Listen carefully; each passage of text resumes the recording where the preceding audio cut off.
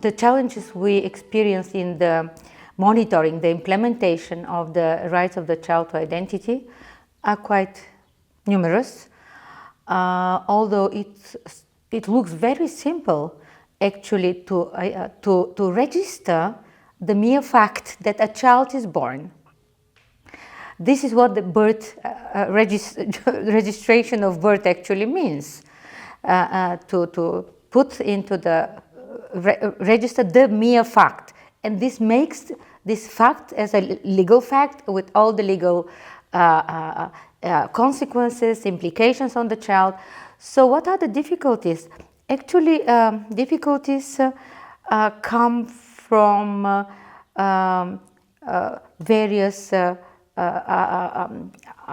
aspects of state policies, because the convention actually is a document, as treaty that states should implement. First of all, there should be clear. Part of the problems come from the not good legislation. The legislation related to birth registration, identity rights should be clear, simple, and easy to implement. Then the legislation should be supported by administrative measures or capacity, budgets, train people, measures to really to make identity rights, birth registration easy, simple, accessible for all the people, all the families, no matter how far they live from the center, and also free of charge. So costs for birth registration actually is a common barrier for proper birth registration for children, and the committee actually always recommends to make birth registration free for families, to make it easy. We usually are facing barriers in terms of distances, family living in distant rural areas. So the usual recommendation to this is train your professionals.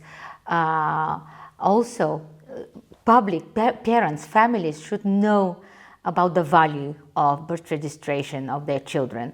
So they have to really demand fast, quick, immediate birth registration, free. So awareness raising, talking to people how important it is to register their children is another recommendation that we usually made to states. And what are the difficulties? Well, in some countries, birth registration is hindered by some traditional religious norms or practices, which really undermines proper immediate birth registration. For example, sometimes in some countries, birth registration requires supply of many documents, including marriage certificates. Sometimes a birth registration depends on the status of the parent, and namely marital status of the parent. Mother actually is the mother. Sometimes a barrier could be discrimination on the nationality of the parents. For example, in some states, let me say that mothers cannot. Well, birth registration could be linked closely to the nationality, which will create another problem. But the committee actually tries to really to separate, to differentiate birth registration from the right to nationality. So in order to make birth registration easy, speedy, and accessible, what are the another barrier is the status of children if they belong to minority groups or for indigenous children.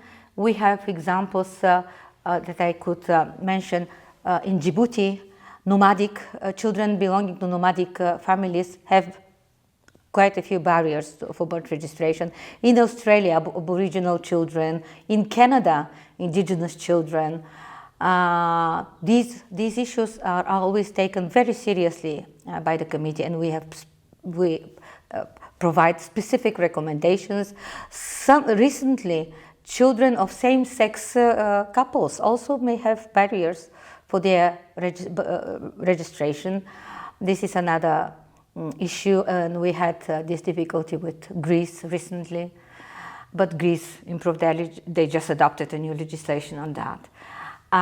Oman and Kiribati also had very strong link between the marital status of the mother and the birth registration of the child.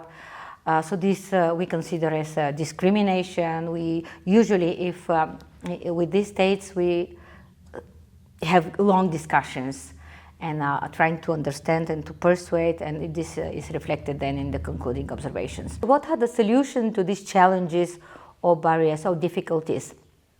First of all, the first solution is the convention actually says in Article 4, within general measures of implementation, we always start with the law.